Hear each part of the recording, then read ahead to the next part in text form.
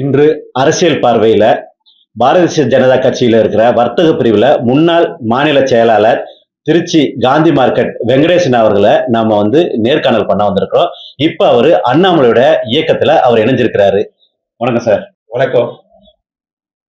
அரசியல் ஆளுமை மிக்க தலைவர் அண்ணாமலையுடைய வழியில நானும் இல்ல, என்ன போல லட்ச இளைஞர்கள், தாய்மார்கள், ஏன் கோடி பேர் கூட சேருவாங்க. இன்னும் வருங்காலத்துல மிகப்பெரிய எழுச்சி உண்டாகும். பாஜக மாநில பொறுப்புல இருந்த உங்களுக்கு தேசிய கட்சியான பாஜகவோட அண்ணாமலையின் இந்த தனிப்பட்ட இயக்கம் புதிய கட்சியா எந்த விதத்துல சிறந்ததா தெரிகிறது? என்னங்க இப்ப கேட்டீங்க? அவரோட ஆழ்மை திறமை தான், அவரோட செயலாக்கம் தான்.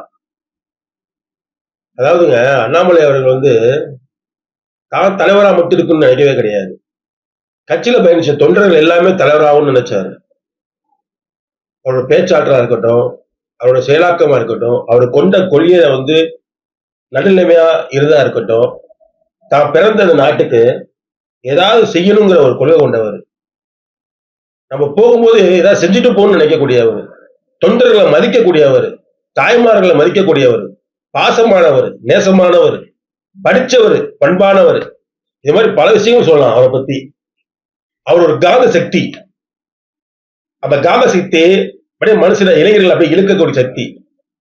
அந்த ஒரு காரணம் தான் அவரை நாங்கெல்லாம் என்ன மாதிரி தொண்டர்கள் அவர் பின்னாடி பயணிக்க காரணம். பாஜக கொள்கைகளில் உங்களுக்கு உடன்பாடு இல்லையா, அல்லது தமிழக பாஜகவின் தற்போதைய தலைமையுடன் ஏற்பட்ட கருத்து வேறுபாடு காரணமா? பாஜக கொள்கைன்னு கொண்டு சொல்ல முடியாது. அந்த கொள்கையை பின்பற்றி தான் கிட்டத்தட்ட 15 வருடங்கள் மேலாக நாங்க பயணிச்சோம். எங்களுக்குள்ள ஒரு ஆதங்கம் நிறைய இருக்கு. அதாவது தொண்டர்களுக்கு உள்ள ஆதங்கம். என்ன ஆதங்கம் பாத்தீங்கன்னா, கட்சியில நிரந்தரமான பதவிகள் கிடையாது. இங்க ஒரு மண்டல தலைவரோ, ஒரு மாவட்ட தலைவரோ ஒருத்தவங்க பொறுப்பு போடுறப்ப, பொருட்செலவா இருக்கட்டும், ஆர்ப்பாட்டம் போராட்டங்கள் நடத்துறப்ப அவங்க மேல விதிக்கப்படுகிற அந்த வழக்குகளா இருக்கட்டும், பல இப்போ ஒவ்வொரு மாவட்ட தலைவருக்கும் நீங்க கணக்கெடுத்தீங்கன்னா அட்லீஸ்ட் ஒரு 20 வழக்குகளாக இருக்கும். 20ல இருந்து 50, 60, 70, 80க்கு மேலதான் இருந்திருக்கு வழக்குகள். அந்த மாவட்ட தலைவர் பதவி பாத்தீங்கன்னா 3 வருடங்கள் தான். அந்த 3 வருடங்கள் அவங்களுடைய பொருட்செலவு, குடும்பத்துல அவங்க கூடிய பாசங்கள் எல்லாம் விட்டுட்டு கட்சிக்கு வராங்க. மெயினா திருச்சி மாவட்டம் பாத்துட்டீங்கன்னா ஒரு சென்ட்ரல் பிளேஸ். சென்னைக்கு அப்புறம் திருச்சி தான் ஒரு மிகப்பெரிய மாநகரம். இந்த மாநகரத்துல இன்டர்நேஷனல் ஏர்போர்ட் இருக்கு. இந்த ஏர்போர்ட்ல சரி, ஒரு பெரிய ரயில்வே நிலையம் ரெண்டுமே இருக்கு. மத்தியில அந்த தேசிய பொறுப்பு உள்ளவங்களும் சரி, மத்தியில் உள்ள அமைச்சர்களும் சரி, எல்லாருமே சென்னைக்கு அப்புறம் திருச்சிக்கு தான் வருவாங்க. இப்ப இவங்களை வரவேற்கிற பொறுப்பு யாருக்குன்னா மாவட்ட தலைவர் தான். நைட்டு 1 மணிக்கு வருவாங்க, 2 மணிக்கு வருவாங்க. எப்ப போன் வருது இருக்க முடியாது. மாவட்ட தலைவருக்கு போன் வந்துடும், அவங்க உடனே போய் அவர் வரவேற்பாங்க. அவர் மட்டும் போக முடியாது. அவர் கீழே ஒரு 20-30 தொண்டர்களை கூப்பிடணும், எல்லாம் செய்வாங்க. அவரோட பதவி காலம் 3 வருஷம்னு சொன்னேன். அந்த 3 வருட காலங்கள் பாத்தீங்கன்னா 1 வருட காலங்கள் அவரு கீழே பொறுப்பு போறாரு பாத்தீங்களா. அந்த மாவட்ட செயலாளர், மாவட்ட துணைத் தலைவர், மாவட்ட பொதுச் செயலாளர், மண்டல் தலைவர்கள், அணிப்பிரிவு நிர்வாகிகள், இது மாதிரி பல பொறுப்புகள் போட்டாகணும். அவரு கீழே ஒரு கட்டமைப்பு உருவாக்கணும். அதுக்கு அந்த 1 வருட காலங்கள் பாத்தீங்கன்னா அதுலயே 1 வருட காலம் போயிடும். இடையில எலெக்ஷன் வந்தா 1 வருஷம் போயிடும். இன்னொரு வருஷம் என்ன தெரியல ஆகும். அந்த போட்டாங்க பாத்தீங்களா, 1 வருஷத்துக்கு முன்னாடி அந்த நிர்வாகிகள், இந்த மாவட்ட செயலாளர், மாவட்ட துணைத் தலைவர், மாவட்ட பொதுச் செயலாளர், இவங்களாம் அவருக்கு எதாவது பொறுப்பெடுத்துக்க ஆரம்பிச்சிருவாங்க. ஏன் தெரியுமா? அவரோட பதவி காலம் இன்னும் 1 வருஷம் தான் இருக்கு. அடுத்த தலைவர் வந்துருவாருல்ல, அவர் படி பேக்கலாம். இது தொண்டர்களை தப்பு சொல்லலங்க. ஒரு பதவி ஒருத்தர் கொடுக்கும் போது அவருக்கு நிரந்தர பதவியா கொடுத்தாதான் அவருக்கு கீழே இருக்க தொண்டர்கள் நிலையாக வேலை செய்வாங்க. இவர்தான் நிரந்தரமானவர், இவர்தான் நம்ம தலைவர், இவர் சொல்றதை கேட்கணும்னு சொல்லி வேலை செய்வாங்க. நீ 3 வருஷம், உனக்கு அப்புறம் இன்னொருத்தர் 3 வருஷம், அப்படின்னா இவருக்கு எப்படி அந்த வேலை செய்யணுங்கிற என்ன வரும்? அப்ப தலைவர்களுக்கும், அதாவது மாவட்ட தலைவர்களுக்கு எப்படி நிர்வாகத்திறமை வரும்? வழக்குல சந்திக்கிறாங்க, பொருளாதாரத்தை இழக்கிறாங்க, எல்லாம் பண்றாங்க. ஆனா அதுக்கு மேல ஒரு மாநில செயலாளரோ, ஒரு மாநில துணைத் தலைவராவோ, ஒரு மாநில பொதுச் செயலாளரோ வரணும்னு நினைக்கிறீங்களா? டெல்டா பகுதியில யாருமே கிடையாது.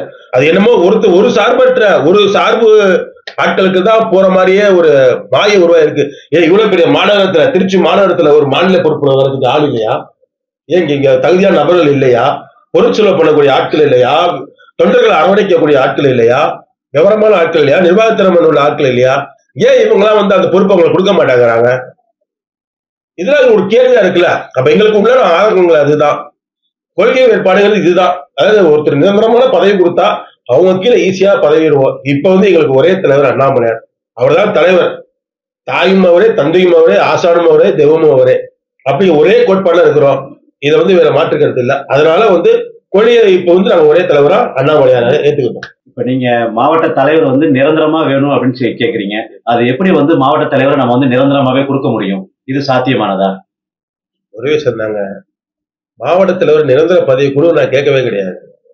எதன் அடிப்படையில் மாவட்ட தலைவர் நிரந்தர பதவி கொடுங்கன்னு கேட்கிறப்ப அவங்களுடைய போராட்ட குணம், அவங்களோட செயலாக்கம், மக்கள் தொண்டு, மக்கள் பிரச்சனையை கையில் எடுத்து ஆர்ப்பாட்டம் போராட்டங்கள் தீர்வு காணணும். இந்த மாதிரி விஷயங்கள் அவர் செஞ்சுட்டு இருக்கிறாரு. ஒரு மாவட்டத்தை சிறப்பா கொண்டு போயிட்டு இருக்காருன்னா அவரை மாத்த தேவையில்லை. அவர் அந்த பிரச்சனையில இருந்து விலகுறாருன்னு வச்சுங்களேன், அவரை மாத்தணும். இது எல்லாத்துடைய நியதியான ஒரு இதுதான். அவரை மாத்தணும், நாங்க உடனே மாத்தணும்னு சொல்லல. அவர் செயலாக்கத்தை தரவிட்டாரு, அவர் எந்த ஒரு செயலாக்கமும் இல்ல அப்படிங்கிறப்ப கண்டிப்பா அவரை மாத்தணும். நல்லா பண்றாரு, நல்ல வேலை செய்யறாரு, மக்களுக்கு தொண்டாடிட்டு இருக்காருன்னா அவர் நிரந்தரமான பதவியில இருந்தாதான் அவருக்கு கீழே இருக்க நிர்வாகிகள் வேலை செய்வாங்க. இது எங்களோட கருத்து, என்னோட தனிப்பட்ட கருத்து. அண்ணாமலை அவர்கள் பாஜக இருந்தபோது நீங்க அவருடன் பயணித்தவரா? அல்லது அவர் கட்சியில தலைவராக இல்லாத நிலையிலும் அவரோட தனிப்பட்ட ஆளுமைக்காக இந்த முடிவை எடுத்துள்ளீர்களா? அதுங்க, அண்ணாமலை அவர்கள் 2020 வந்து கட்சியில சேர்றாரு. டெல்லியில வந்து அப்ப இருந்த மரியாதைக்குரிய ஜே பி நட்டா அவர்கள்ட்ட போய் சேர்றாரு. ஒரு முன்னாள் ஐபிஎஸ் அதிகாரியா, ஒரு விவசாயியா, ஒரு சாதாரண மனிதனா, கரூர்ல அரவக்குறிச்சியில பிறந்த ஒரு மனிதரா போய் சேர்றாரு தலைவர் அவர்கள். அதுக்கு முன்னாடி 9 வருட காலங்கள் கர்நாடகால எஸ்பியாவோ டிசியாவோ இருக்காரு. ஒரு ஐபிஎஸ் அதிகாரி சேர்றப்ப நம்ம ஒரு பேப்பர்ல பார்ப்போம்ல, நம்ம கட்சியில வந்து ஒரு ஐபிஎஸ் அதிகாரி சேர்றாருன்னு. அப்ப அவருடைய ஹிஸ்டரிய பார்ப்போம்ல, இவர் என்ன பண்ணிருக்காரு கர்நாடகால, இவர் ஏன் அவ்வளவு பெரிய பதவியை விட்டு வெளியே வந்தாரு, வெளியே வந்து ஏன் 2 வருஷம் விவசாயம் பண்ணாரு, 2 வருடங்களுக்கு ஏன் பிஜேபி சேர்ந்தாரு நம்ம பார்க்க தோணும்ல. அப்ப அவர் ஹிஸ்டரிய நம்ம பார்த்துட்டு இருக்கப்ப 9 வருட காலங்கள் கர்நாடகா சிங்கம் போல வந்திருக்காரு மனுஷன். அவர் மேல ஒரு குற்றச்சாட்டு கிடையாதுங்க. ஒரு தான் கொண்ட கொள்கையில முழுமையா அர்ப்பணிக்கக்கூடிய தலைவர் வந்து அண்ணாமலை அவர்கள். கர்நாடகா சிங்கம். இப்ப போய் நீங்க போய் 2021 மிகப்பெரிய ஃபிளஷ் ஆச்சு. அதாவது சமூக வலைதளங்கள்லயும் தொலைக்காட்சிகள்லயும் அண்ணாமலை யாருன்னா சிங்கம், கர்நாடகா யாருன்னா சிங்கம், கர்நாடகா சிங்கம், த லயன் அப்படிங்கிற மாதிரி அவருடைய பேர் 21ல இப்படியே போயிட்டு இருக்கு. நம்ம வந்து அவர் வந்து எதிர்நோக்கு, அதாவது தொண்டர்கள், பிஜேபி தொண்டர்கள் வந்து எல்லாருமே அவரை நோக்க ஆரம்பிச்சிட்டாங்க. 21ல பாத்தீங்கன்னா அரவக்குறிச்சியில வந்து எலெக்ஷன், தலைமை வந்து அவருக்கு வந்து கட்சியில சீட்டு கொடுத்து நிக்க வைக்குது. பிரச்சாரத்துல வந்து அவருக்கு பல இடையூறு, ஒன்னு ரெண்டுல பல இடையூறு. அவர் ஒரு ஸ்டேஜ்ல வந்து பேசுறாரு, அதாவது வண்டியில பேசுறாரு. அவருடைய அந்த சிங்க குணத்தை வந்து தமிழ்நாட்டுல இல்ல இந்தியாவுக்கு எல்லாமே பார்த்தாங்க. நேர்மை, ஒரு நேர்மையான ஒரு போலீஸ் அதிகாரி, ஒரு நேர்மையான மனிதனுக்கு மட்டும்தான் அந்த மாதிரி பேச தோணும். தான் கையூடல் வாங்கி கொண்டு இருப்பவர்களுக்கு யாருக்குமே பேசக்கூடாது. ஆளுங்கட்சி எதிர்கட்சியை எதிர்த்து பேசக்கூடிய வல்லமை கொண்ட எங்கள் தலைவர் அண்ணாமலையால் மட்டும்தான் அப்படி பேச முடியும். அதுலயே முடிஞ்சு போச்சுங்க. ஒட்டுமொத்த பிஜேபி காரன் போல அவர் பின்னாடி போக ஆரம்பிச்சிட்டாங்க. 2022 அவர் தலைவரா, மாநில தலைவரா பதவியேற்றதுக்கு அப்புறம் எவ்வளவு ஆர்ப்பாட்டம், எவ்வளவு பொறுப்பாட்டம். இந்த அரசு, போதை அரசு, அதாவது திராவிட மாடல் அரசுல எவ்வளவு பிரச்சனைகள். தலைவர் ஸ்டேட்மெண்ட் கொடுத்துட்டே தான் இருந்தாரு. ஒரு அமைச்சர் தப்பு பண்ணா உடனே ஸ்டேட்மெண்ட். எத்தனை அமைச்சர்கள் வந்து இப்ப பதவியேற்கம் செய்யப்பட்டது கணக்குல இருக்கா? இங்க எதிர்கட்சியா இருந்தாலும் மக்களுக்கான பிரச்சனைகளை கொண்டு போய் எதிர்கட்சியா முழுசா அப்ப இருக்க அதிமுக எதிர்கட்சி சொல்லி இருந்துச்சு, வெறும் வாய் சவரால் தான் இருந்தது. எங்கள் தலைவர் தான் முழு எதிர்கட்சியாக செயல்பட்டு எதிர்கட்சினா என்னங்கிறத காமிக்க ஆரம்பிச்சார். அதனுடைய வீரியம் தான் 2024 வெறும் 2% இருந்த பாஜகவை 12% உயர்த்தி இந்தியாவே தமிழகத்தை உயர்ந்த இடத்தில் பாஜக கொண்டு போன ஒரு உன்னதமான தலைவர். இதுக்கு மேல என்ன வேணுங்க அவர் பின்னாடி போறதுக்கு? கண்ணை மூடிட்டு போவாங்க அவர் பின்னாடி. பாஜக என்பது தேசியவாதம் மற்றும் ஆன்மீகம் சார்ந்த கட்சி. அண்ணாமலையின் புதிய இயக்கம் அப்துல் கலாம் அவர்களின் சிந்தனையை முன்னிறுத்தி சாதாரண மக்களின் அரசியல் என்று கூறுகிறது. இந்த ஒரு கொள்கைக்கும் இடையே உள்ள மாற்றத்தை ஒரு நிர்வாகியா நீங்க எப்படி பாக்குறீங்க? பாரதிய ஜனதா கட்சி கொள்கை பாத்தீங்கன்னா தேசமும் தெய்வீகமும். இங்க பாத்தீங்கன்னா பாஜக இந்துத்துவா கட்சின்னு சொல்லுவாங்க. அப்படி பாத்தீங்கன்னா பாரதிய ஜனதா கட்சியில எந்த முஸ்லீமுமே கட்சியில அடிப்படை உறுப்பினர் வர மாட்டாங்க, எந்த கட்சியும் அடிப்படை உறுப்பினர் வர மாட்டாங்க. அவங்களுக்கு பல எதிர்ப்புகள் இருந்தாலும் பாரதிய ஜனதா பயணிச்சாங்க. எங்களுக்கு தோழமையா இருந்தாங்க, நண்பர்களா இருந்தாங்க, சகோதரா இருந்தாங்க. எல்லா விதத்திலும் நாங்க இதா இருந்தோம். ஆனா தலைவர் சொல்றது இப்ப ஐயா முத்துராமலிங்க தேவர் பெருமதிப்பிற்குரிய ஐயா அவர்கள் சொன்னது மாதிரி தேசமும் தெய்வீகமும் எங்களுக்கு இரு கண்களும் போல தலைவர்களும் அதே போல பின்பற்றுவார். தேசமும் தெய்வீகமும் இரு கண்கள். ஆனா அவர் ஒரு வாக்கியம் சொல்றாரு. டாக்டர் ஏபிஜே அப்துல் கலாம் போல அவருடைய செயல்திறனை வந்து நான் செயல்படுத்துவேன். அவரோட செயல்திறன் என்ன? நீங்க பட்டி தொட்டி ஃபுல்லா ஏபிஜே அப்துல் கலாம் ஐயா பாத்தீங்கன்னா யாராவது அவரை பத்தி ஒரு சின்ன பிழை சொல்ல முடியுமா? அனைத்து சமுதாய மக்களும் அவரை ஏற்றுக்கொண்ட ஒரு மிகப்பெரிய ஒரு தலைவர் அவர்கள். அவர் என்ன சொன்னாரு? இளைஞர்களும் மாணவர்களும் கனவு காணுங்கள். கனவு காணுங்க மூலம் தான் நம்ம சமுதாயத்துல பல புரட்சிகள் செய்ய முடியும். இங்க இருக்கிற சமுதாயத்தை நம்ம பெரிய அளவுல கொண்டு போக முடியும். நம்ம நாட வல்லரசு ஆக்க முடியும் அப்படிங்கிற ஒரு செயல்திறனை வந்து விதைச்சிட்டு போனவர் அந்த ஐயா தலைவர் ஐயா அப்துல் கலாம் அவர்கள். அதுதான் தலைவர் சொல்றாரு. சாமானியனும் அரசியல் வாங்க, அந்த அரசியல் மக்கள் பணியாற்றுங்க. அரசியல் மட்டும்தான் மிகப்பெரிய புரட்சி ஏற்படுத்தும். அரசியல் பலம் தான் மக்களுக்கு வந்து மிகப்பெரிய செயல் திட்டம் செயல்படுத்த முடியுங்கிறத தலைவர் அவர்கள் ஐயா அப்துல் கலாம் வழியில சொல்றாரு. வெறும் இயக்கமா இருக்கிற வரையில் பரவாயில்ல. ஆனா தேர்தலை சந்திக்கும் அரசியல் கட்சியா மாறும்போது அண்ணாமலையோட தனிப்பட்ட செல்வாக்கு மட்டும் உங்களுக்கு வெற்றியை தேடி தந்துடுமா? தமிழகத்தில் ஏற்கனவே திராவிட கட்சிகள், தற்போது புதிய கட்சி விஜய் அவர்களின் தாவேகா, இப்படி பல போட்டிகள் நிலவும் இந்த சூழ்நிலையில இந்த புதிய கட்சிக்கு தமிழக மக்கள்கிட்ட இடம் இருப்பதாக நீங்க நம்புறீங்களா? ஒரே விஷயம் தாங்க. தலைவர்கள் முந்தானத்து வந்து ஒரு 2 நாட்களுக்கு முன்னாடி பி த லீடர்ஸ்னு ஒரு அமைப்பை கொண்டு வராரு. கிட்டத்தட்ட இன்னைக்கு டேட்டு நான் பேட்டி கொடுக்கிற நேரத்துல பாத்தீங்கன்னா ஒரு 17 லட்சம் பேர் சேர்ந்திருக்காங்க. இந்த 17 லட்சம் பேருக்கும் யாரும் போய் உங்க செல்போனை புடுங்கிக்கிட்டு வாங்க ஒரு மிஸ்டு கால் கொடுங்கன்னு சொல்லி சேர்க்கல. தன்னுடைய அண்ணாமலைங்கிற ஒரு ஆளுமை மிக்க தலைவர் பின்னாடி நம்ம போடுங்கிற ஒரு செயலாக்கத்துக்கு தான் போயிட்டு இருக்காங்க. நீங்க சொல்ற மாதிரி இப்ப இருக்கிற திராவிட கட்சிகள் வந்து பாத்தீங்கன்னா அதிமுக என்ன நிலைமைக்கு போயிட்டு இருக்கு உங்களுக்கு தெரியும். மக்கள் பணி செய்வாங்களா செய்ய மாட்டாங்கன்னு தெரியல. இன்னொன்னு வந்து வாரிசு அரசியல், அது உங்களுக்கே தெரியும். திராவிட அரசியல், திராவிட முன்னேற்ற கழகம். இன்னொரு பார்த்தா டிவிகே விஜய். ஏன் டிவிகே விஜய் வந்தாரு, மக்கள் ஏன் ஓட்டு போட்டாங்கன்னு முதல்ல கருத்து வச்சுக்கோங்க. 2 வருடங்களுக்கு முன்னாடி தலைவர் வந்து மாநில தலைவர் பதவி வந்து கீழே இறங்குறாரு. நல்லா கேட்டுக்கங்க, அது முக்கியமான விஷயம்.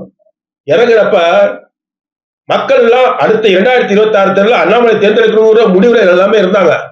விஜய் வந்து அந்த கேம்லே கிடையாதுங்க. இவர் தலைவரை கீழே இறக்கல உடனே விஜய் கையில எடுத்துக்கிட்டாரு. வெற்றிடம் இருக்கு.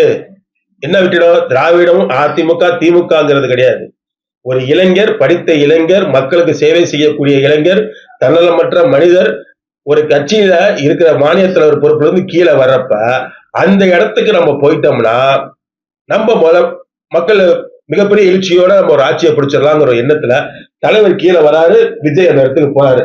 என்னன்னா தலைவர் போட்ட விதைங்க அது. தலைவர் அண்ணாமலை போட்ட விதை. இன்னைக்கு விஜய் அவர்கள் முதலமைச்சரா இருக்காரு. திருச்சி மாவட்டத்துல உங்களுடன் சேர்ந்து பாஜகவின் அடிமட்ட தொண்டர்கள் மற்றும் பிற நிர்வாகிகள் எத்தனை பேர் இந்த புதிய இயக்கத்திற்கு வர தயாரா இருக்கிறார்கள்? ஏன் பின்னாடிலாம் கிடையாதுங்க. தலைவர் அண்ணாமலை பின்னாடி. நானும் கிட்டத்தட்ட ஒரு 15 வருடங்களுக்கு மேல கட்சியினுடைய கிளை பொறுப்புல இருந்து, மண்டல் பொறுப்புல இருந்து, மாவட்ட பொறுப்புல இருந்து, மாநில பொறுப்பு வரைக்கும் போயிட்டேன். கட்சி எனக்கு பொறுப்புகள் எல்லாம் கொடுத்தது. இப்ப நான் வந்து எந்த எதிர்பார்ப்பும் கட்சியினுடைய பொறுப்புகள் அனைத்திலிருந்து விடுபட்டு அண்ணாமலையார் தலைவர் மேல பின்னாடி போயிட்டார். என்ன போல லட்சம் கோடி இளைஞர்கள், மாணவர்கள், தாய்மார்கள், சான்றோர் பெரியோர்கள் எல்லாம் அண்ணாமலையார் பின்னாடி வர ஆரம்பிச்சிட்டாங்க. இன்னும் வருவாங்க, வந்துட்டே இருப்பாங்க. நீ வா நீ வா நீ வான்னு தலைவர் கூப்பிடல. நல்லா கேட்டுக்குங்க. அவரு கட்சியில விட்டு நான் ரிசைன்மெண்ட் லெட்டர் கொடுத்துட்டு போய் கட்சியை பத்தி எந்த ஒரு தப்புமே அவர் பேசவும் கிடையாது. நான் ஆரம்பிக்கிற அந்த அமைப்புக்கு இதுதான் பண்ண போறேன். 3 மாத காலங்கள் பயிற்சி முகாம் பண்ண போறேன் அப்படின்னு விளக்கமா சொல்லிட்டாரு. இவ்வளவு சொல்லி கட்சியே கிடையாது இயக்கம் தான் சொல்லி, தன்னார்வ தொண்டு இயக்கம் தான் சொல்லி தலைவர் அறிவிச்சதுக்கு அப்புறம் கிட்டத்தட்ட 17 லட்சம் பேர் சேர்ந்துட்டாங்க. இன்னும் கட்சியா மாறப்ப ஆட்டோமேட்டிக்கா 1 கோடி தாண்டிடும். வருங்காலத்துல அண்ணாமலையாருடைய தலைமையில தான் நீங்க ஆட்சியே இருக்கும். அதுக்கு எந்த மாற்று கருத்தும் இல்ல. நானும் இல்ல, இன்னும் எவ்வளவு பேர் வந்துகிட்டே இருக்காங்க. அதுல எந்த ஒரு ஐயப்பாடும் கிடையாது. திருச்சி மண்டலத்துல அண்ணாமலையின் இந்த புதிய இயக்கம் பாஜகவிற்கு பெரிய பின்னடைவை ஏற்படுத்துமா? வரவிருக்கிற தேர்தல்ல இதனால யாருக்கு லாபம், யாருக்கு நஷ்டம்? அதாவது யாருக்கு லாபம் யாருக்கு நஷ்டம்னா மக்கள் தொண்டு செய்யாம மக்கள் பணத்தின் வரி பணத்தை சுரண்டி திங்கும் முதலைகளுக்கு நஷ்டம். மக்களுக்கு நல்லது செய்யணும், மக்களுக்கு வந்து நல்ல ஒரு திட்டங்களை தரணும்னு சொல்றவங்களுக்கு லாபம். நம்மளை போல எண்ணம் கொண்ட ஒரு தலைவர் வந்துட்டாருன்னு. யாரு? அண்ணாமலை தலைவர் அவர்கள். அதே மாதிரி பாத்தீங்கன்னா பிஜேபியில இருந்து வாங்கன்னு யாருமே சொல்லல. இன்னைக்கு வந்து திமுக, அதிமுகன்னு பல கட்சிகள் இருக்கு, காங்கிரஸ் இருக்கு, கம்யூனிஸ்ட் கட்சிகள் இருக்கு, விடுதலை சிறுத்தைகள் கட்சி, மாற்று கட்சியில இருக்கிறவங்க கூட தலைவர் அவர்களை வந்து பாராட்டி அண்ணாமலை அவர்கள் தனி கட்சி துவங்கினால எங்களுடைய வாழ்த்துக்களை தெரிவிச்சுக்கிறாங்க. ஆனா 5 வருட காலங்களாக நான் சார்ந்த இயக்கத்துல கட்சியை வந்து 2% இருந்த கட்சியை 12% ஆக்கி தேசிய ஜனநாயக கூட்டணிக்கு கீழே கூட்டணி அமைச்சு தேர்தல் செஞ்சிச்ச அண்ணாமலை அவர்களை சமூக வலைதளங்கள்ல ரொம்ப கேவலமா பாரதிய ஜனதா கட்சி நண்பர்கள் வந்து கேவலமா பேசுறது ரொம்ப மனசுக்கு வருத்தமா இருக்கு. துரோகி. யார் துரோகி? எதனால் துரோகி? இதுக்கு முன்னாடி பிஜேபி பயணிச்சவங்க எல்லாம் பயணிச்சுட்டாங்களா? இதுக்கு முன்னாடி பிஜேபி விட்டு வெளியே யாருமே போகவே இல்லையா? இப்ப மினிஸ்டரா இருக்க சட்டத்துறை அமைச்சர் இருக்க சிடி நிர்மல்குமார் ஒரு காலத்துல பிஜேபி இருந்தவர், அவரெல்லாம் போறப்ப ஒருத்தருமே ஒண்ணும் பேசலையே. ஏன் பேசல? அண்ணாமலைங்கிறவர் ஒரு மக்கள் தலைவர்.